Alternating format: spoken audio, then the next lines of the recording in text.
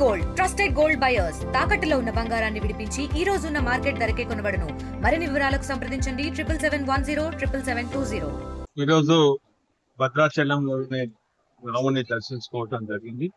సకుటుంబ కుటుంబ సభ్యులతో పాటు పార్టీ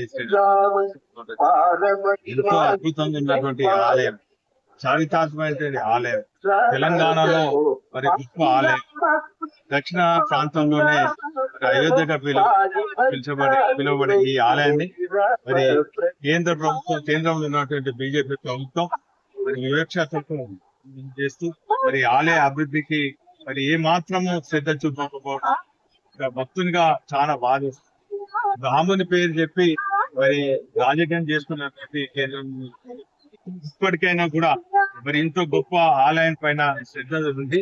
మరి ఖచ్చితంగా ఈ ఆలయ అభివృద్ధికి మరి తెలంగాణ తొలి ముఖ్యమంత్రి కేసీఆర్ గారు యాదాద్రిని ఏ తీరుగైతే అభివృద్ధి చేసి వరంగల్లో ఉన్నటువంటి భద్రకాళ ఆలయం అభివృద్ధి ఏ తీరుగైతే అదే తీరుగా మరి పొరుగు రాష్ట్రానికి పొరుగున ఉన్నటువంటి ఈ రామాలయం కూడా, ఈ భద్రాచలం ఉన్నటువంటి రామాలయాన్ని కూడా మరి కేంద్రంలో ఉన్నటువంటి బీజేపీ ప్రత్యేక శ్రద్ధ పెట్టి ఇక్కడి నుంచి అనేక ప్రాంతాలకు కూడా రైలు మార్గాలు కూడా లేకపోవడం ఏదేమైనప్పటికీ కూడా గతంలో మా రాజ్యసభ సభ్యులు రవిచంద్ర గారు అనేక సందర్భాలలో ఈ ఆలయ అభివృద్ధితో పాటు ఈ ప్రాంత అభివృద్ధితో పాటు రైలు మార్గం గురించి కూడా చెప్పినప్పటికీ కూడా కేంద్రంలో ఉన్నటువంటి బీజేపీ ప్రభుత్వం అశ్రద్ధ చేయడం, తెలంగాణ ప్రాంతాన్ని చిన్నచూపు చూడడం చాలా బాధాకరం. ఇప్పటికైనా కూడా కేంద్రంలో ఉన్నటువంటి మరి ఈ ప్రాంత అభివృద్ధితో పాటు ఈ ప్రసిద్ధిగాంచినటువంటి దక్షిణాది అయోధ్యగా పిలువబడే ఈ రామాలయానికి నిధులు కేటాయించాలని చెప్పి డిమాండ్.